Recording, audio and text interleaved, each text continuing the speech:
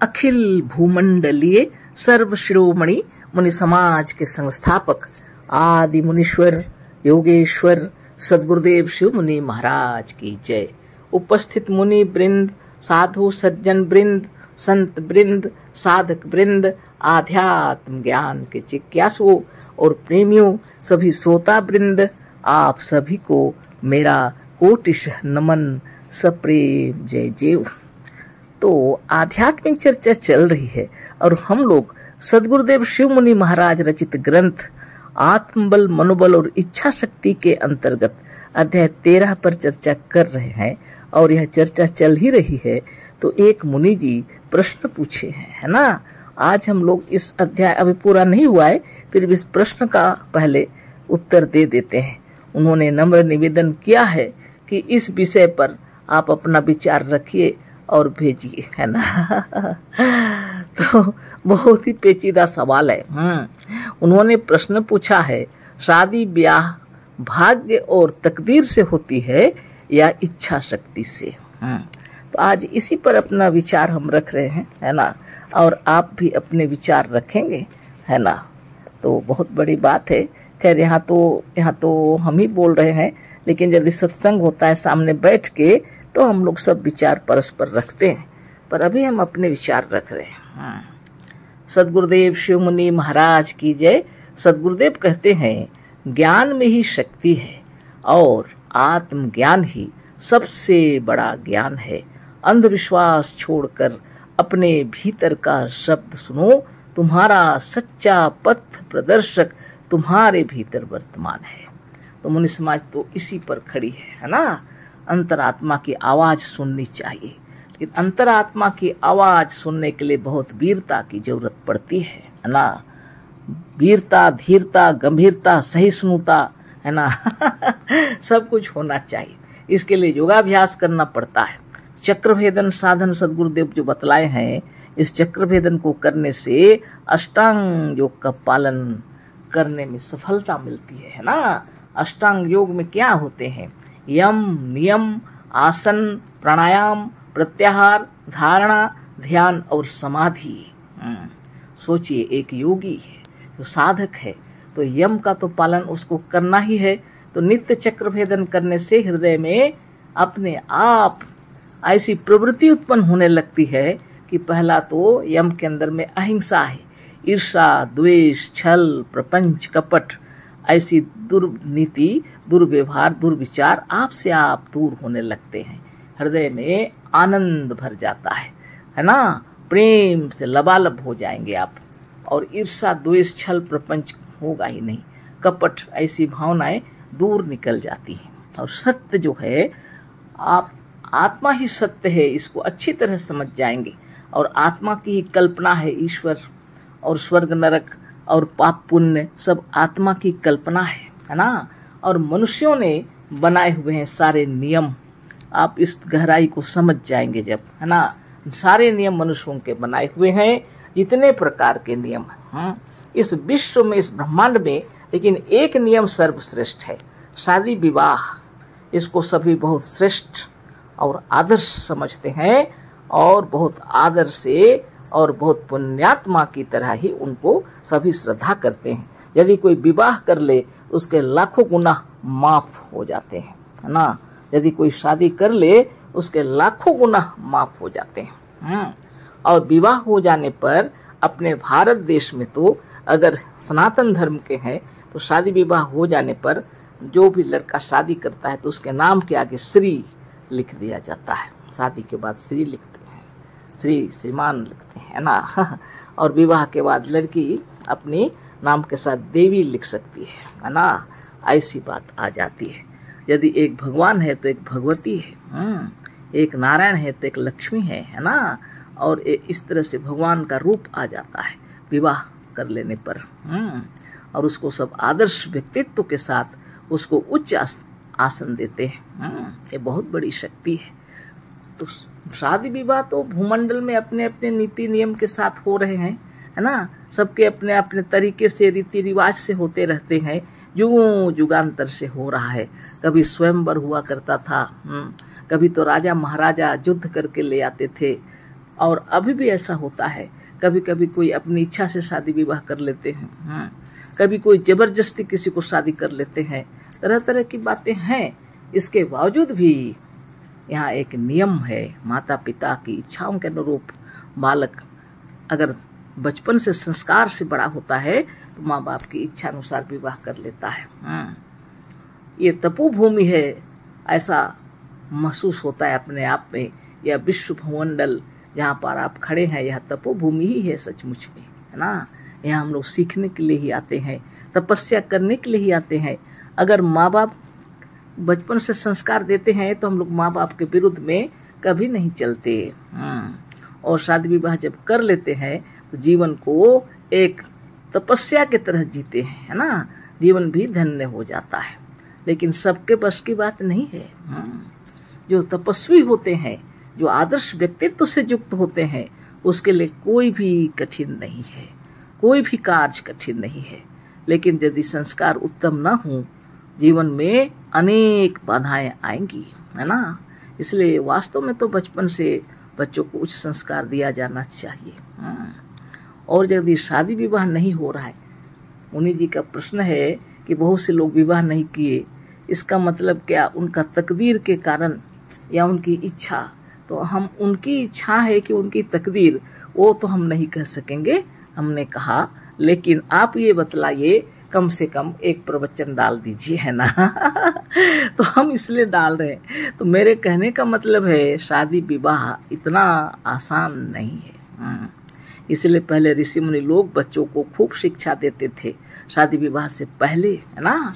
पर आज ऐसी स्थिति है कि पढ़ाई लिखाई ज्यादा हम लोग करते हैं, बच्चों को पढ़ाते लिखाते हैं, कोई नौकरी करने के लिए तैयार करते हैं, कोई बिजनेस करने के लिए, कुछ रुपये पैसे कमाने के लिए तैयार करते हैं, उस पर ज्यादा ध्यान देते हैं। लेकिन पहले ये सब पढ़ाई के साथ साथ आत्म सुरक्षा के लिए भी और जीवन को कैसे किया जाए धन्य, उसके लिए शिक्षा दी जाती थी। घर गृहस्थी को कैसे संभाला जाए, है ना। पति पत्नी एक दूसरे को कैसे आदर्श व्यक्तित्व के साथ जिएंगे, ये श्रद्धा की बातें सिखाई जाती थी। आज यह क्लास में पढ़ाई नहीं होती है और इसका कोई स्पेशल क्लास भी नहीं है। यदि कोई कहीं दीक्षा लेते हैं तो अहिंसा, सत्य, अस्तेय, ब्रह्मचर्य, परिग्रह, ये सब पाठ पढ़ाए जाते हैं, है ना। लेकिन पहले जमाने में गुरुकुल में और ऋषि मुनि लोग बहुत उच्च कोटि के आदर्श के साथ में सिखाया करते थे बच्चों को, है ना। राजनीति भी सिखाया जाता था, समाज नीति सिखाया जाता था, घर गृहस्थी सिखाई जाती थी, खेल कूद के साथ साथ शरीर की सुरक्षा, सौंदर्य का ध्यान दिया जाता था। बल सौंदर्य बढ़ाने के लिए ओज तेज बल और सौंदर्य कैसे बढ़ेगा, उसकी शिक्षा बहुत जरूरी है। आज ये सब कोई ध्यान नहीं देते हैं। इसलिए बाहर दुकान में बच्चे लोग तंबाकू, खैनी, बीड़ी, सिगरेट क्या क्या पी रहे हैं, कोई पता नहीं मास्टर साहब को कि टीचर्स को कोई पता नहीं, माँ बाप को भी पता नहीं है ना। ये सब गलती हम लोगों की है ना। अगर इस तरह के बाहरी चीजों को, जिससे नशा आता है, ये अगर छोड़ दिया जाए तो निश्चित रूप से व्यक्ति उच्च कोटि का होगा, है ना। तकलीफ वहीं से है। तो सद्गुरुदेव शिव मुनि की महिमा से इतना तो मालूम हो गया कि जो कुछ भी है, पथ प्रदर्शक जो है अपने भीतर ही विद्यमान है। लेकिन नशा किए रहेंगे तो भीतर की आवाज कैसे सुनाई पड़ेगी। बुरी आदतों में पड़ गए होंगे तो आपके भीतर की आवाज कैसे सुनाई पड़ेगी। इसके लिए योगाभ्यास करना पड़ेगा। मेरा तो कहना है, अपने अगर मुनि परिवार के हैं तो बचपन से ही बच्चों को साधन शिक्षा दे देनी चाहिए। और स्कूल कॉलेज में भी कम से कम ये सब सिखाना पड़ेगा, है ना। यम नियम तो अवश्य सिखाना चाहिए, है ना, जिससे कि संसार बदल जाए। तो आज तो ये प्रश्न हुआ है कि यह भाग्य की बात है या तो इच्छा शक्ति की, है ना। बहुत बड़ी बात। गुरुदेव कहते हैं भाग्य, नसीब, तकदीर जिसको आप बोल रहे हैं, यह अपने ही कर्मों का फल है ना। चाहे इस जन्म का हो चाहे उस जन्म का हो, लेकिन जो भी कर्म का फल आपको मिल रहा है वह सब अपने ही कर्मों का फल है। जिसको आप भाग्य कह रहे हैं वह भी अपना ही बनाया हुआ है। अब सवाल ये उठता है, अगर शादी विवाह में अड़चन हो रहा है, शादी क्यों नहीं हो रही है और शादी में क्यों डिस्टर्ब हो रहा है, इसका मतलब शादी विवाह कोई भाग्य की बात है, तकदीर की बात है या इच्छा शक्ति की।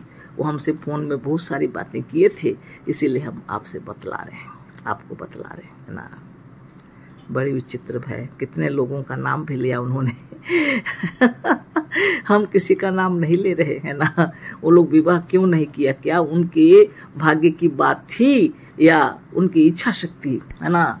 सबसे बड़ी बात यह है, अगर आप सचमुच में विवाह करना चाहते हैं तो स्वयं को बनाना पड़ेगा उत्तम, है ना, उत्तम से उत्तम, है ना।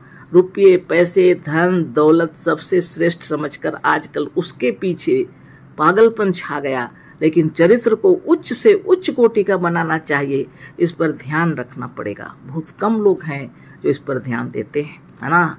जिसका चरित्र उच्च कोटि का होगा, यानी जो पारस मणि की तरह होगा, वह तो लोहे को भी सोना बना देगा, है ना। तो सिर्फ पुरुष को ही ऐसा होना ऐसी बात नहीं, नारी को भी ऐसा होना चाहिए, स्त्री को भी ऐसा होना चाहिए, चाहे वह नर हो या नारी, दोनों को ब्रह्म ज्ञान होना चाहिए और अपने को इतना मजबूत होना चाहिए कि हर एक परिस्थितियों को वो अपने अनुकूल बना सकते हैं। तब उनके लिए दुनिया में कोई तकलीफ नहीं है। माँ बाप की इच्छा से शादी हो तो भी जीवन बहुत सुखमय होगा, निश्चित रूप से। जिसके माँ बाप नहीं है तो कोई बड़े लोग उनका शादी विवाह कर देते हैं, तब भी जीवन सुखमय होगा, या तो अपने से विवाह कर लेते हैं फिर भी शादी विवाह नहीं टूटेगा। अगर वो सचमुच में ब्रह्मज्ञानी होंगे तो एक दूसरे को आदर देंगे, सम्मान देंगे, है ना। प्रेम और श्रद्धा से लबालब होना चाहिए हृदय, अथाह प्रेम, ना, प्रगाढ़ विश्वास, है ना, तब जाके घर द्वार टिकता है, ऐसे नहीं होता। शादी विवाह को आज लोग खेल समझ लिए हैं, कभी कभी शादी कर लिए तो कभी तलाक दे दिए, पल भर में टूट गई शादी, है ना। ये बहुत खराब बात है, ऐसा नहीं होना चाहिए। एक योगी को, एक आत्मज्ञानी को जीवन जीने के लिए कठिनाइयां नहीं होती हैं, यदि वह अष्टांग योग का साधन करते हैं तो उसके लिए कोई तकलीफ नहीं है। यदि सचमुच में जीवन को जीना है तो निश्चित ही योग साधन करना पड़ेगा। प्रबल इच्छा शक्ति शादी की अगर हो तो किसी से भी शादी कर सकते हैं, कोई बात नहीं है। वह जात भेद, धर्म भेद, हर चीज से बढ़कर, है ना। स्वतंत्र विचारक अगर माँ बाप भी हैं, बच्चे भी हैं, तो उनके लिए कोई परेशानी नहीं है। लेकिन यदि स्वतंत्र विचारक नहीं है तब तो वहां अपने आप को तपस्वी बनना पड़ेगा, साधक बनना पड़ेगा, कष्टों को सहने के योग्य बनना पड़ेगा और आपको निर्मल और निरामय हो जाना पड़ेगा, है ना, ताकि वो अमृत की धार बहे अपने हृदय से, है ना। कभी किसी को गाली देना, कभी किसी को तड़पाना, कभी किसी को कष्ट देना, ये आपके हृदय में बिल्कुल ना हो, चाहे वो लड़की हो या लड़का। तब जीवन सफल हो जाएगा, है ना। ऐसी कोई बात नहीं है कि भाग्य और तकदीर से विवाह शादी होता है। यदि इच्छा प्रबल हो तो आज भी अपनी इच्छा से शादी विवाह कर सकते हैं, है ना। लेकिन इसके लिए अब तरह तरह की बात सोचेंगे तो नहीं होगा, तरह तरह की बात सोचना नहीं पड़ेगा, है ना। तो ये तो बहुत समय, इसमें तो तुरंत ही हो गया, है ना तो टाइम इतना हो गया, कोई बात नहीं। लेकिन विचारणीय बात ये है कि अगर हृदय में पवित्रता हो, आपके हृदय में पवित्रता हो, गुरुदेव कहते हैं जैसा आप चाहते हैं वैसा, अगर आप विवाह करने के लिए वैसे संगिनी चाहते हैं, कि आप वैसा मित्र चाहते हैं, जीवन साथी चाहते हैं, यदि तो गुरुदेव की बात को भी सुननी पड़ेगी। यदि आप ईश्वर को चाहते हैं तो ईश्वर जैसा बनो, है ना आपको स्वयं को उच्च से उच्च बनाना पड़ेगा, श्रेष्ठ से श्रेष्ठ बनाना पड़ेगा, तब आपको श्रेष्ठ पत्नी मिलेगी या श्रेष्ठ पति मिलेंगे, ना, जीवन साथी मिलेंगे या जीवन संगिनी मिलेगी, और आपको जीवन भी वैसे ही जीना पड़ेगा एक तपस्वी की तरह, तब जीवन सफल हो जाता है ना इससे अधिक और हम क्या कहें। संसार में तो सब चल रहा है, अपने अपने तरीके से है ना। सबकी जीवनी अपनी अपनी है, सबके दृष्टिकोण अपने अपने हैं।